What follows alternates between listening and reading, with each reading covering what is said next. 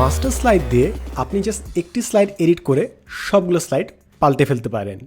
মনে করেন আমি সবগুলো স্লাইডের উপরে লোগো দিতে চাচ্ছি আমার কোম্পানির।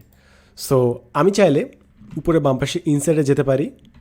ইনসার্টে গিয়ে আমি ছবি নিতে পারি, পিকচার্স, ডিভাইস, লোগোটা নিলাম, ডাবল ক্লিক, তারপর লোগোটা নিলাম এখানে, তারপর কপি পেস্ট, এইভাবে আমি সবগুলো নিতে পারি। এখন আমার যদি 100-200টা স্লাইড থাকে, প্রতিটাতে এরকম করে যাওয়া অনেক ইনএফিশিয়েন্ট। প্লাস এডিট তো খালি একটা না, অনেকগুলো এডিট থাকতে পারে। কিংবা মনে করেন আমি সবগুলো ফন্ট চেঞ্জ করতে যাচ্ছি। সো ইন দিস কেস একটা ইজি টুল আছে যেটা আমাদের কাজকে অনেক এফিশিয়েন্ট করে তোলে। ফার্স্টে আমরা যাব হচ্ছে ভিউতে। ভিউ অপশনে গেলে দেখবেন এখানে একটি অপশন আছে স্লাইড মাস্টার। স্লাইড মাস্টারে ক্লিক করলে আপনাকে এই ধরনের একটা প্রেজেন্টেশন দিবে। আমি যদি এই পাশে বাম পাশে আরেকটু উপরে যাই, দেখবেন একটা মাস্টার স্লাইড আছে যেটা নিচে সবগুলো দেওয়া আছে। এখন এইখানে যে এডিটগুলো দিবেন ওগুলো সবগুলো স্লাইডে চলে যাবে। ফর এক্সাম্পল আমি যদি এখানে ছবি নেই, ইনসার্টে গেলাম, পিকচার্স, ডিভাইস, ওই একই ছবি নিলাম, নিয়ে মনে করেন উপরে বাম পাশে এই কর্নারে বসিয়ে দিলাম। একটু ছোট, ছোট, আমার উপরে আইকনটা বসিয়ে দিলাম।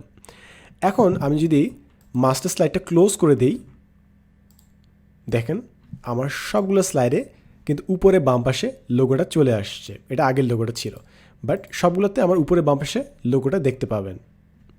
সবগুলোতে যেটা দেখতে পাবেন ওটা ঢেকে গেছে, বাট পিছে ঠিকই লোগোটা থাকবে। সো আপনি যদি ডেট আপডেট করতে চান, কোম্পানির লোগো বসাতে চান, জাস্ট একটা স্লাইড আপলোড করলে সবগুলো স্লাইড আপনার আপডেটেড হয়ে যাবে। এটা হচ্ছে মাস্টার স্লাইডের কাজ।